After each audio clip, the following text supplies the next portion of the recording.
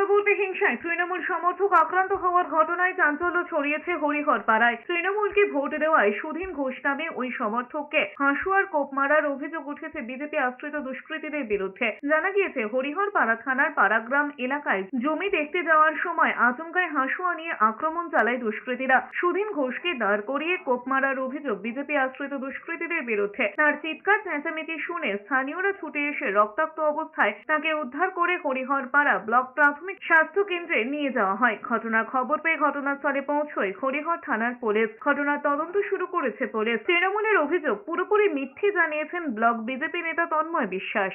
লোক রেখে ওই বাড়ির কাজে যাচ্ছিলাম ভুইনিয়াতে, অমনি আমাকে 3-4 জনেরা দাঁড়িয়েছে। লোক রেখে পাশলে দিয়ে ধারালো পাশলে দিয়ে এখানে কোপ মারতে যায় গলায়। আমি এমনি হাতে ঠেকাই দিয়ে ঠেকিয়ে আমি মানে জীবনের ব্যাপারটা কোনোরকম পালিয়ে আসে ওদের কাছ থেকে।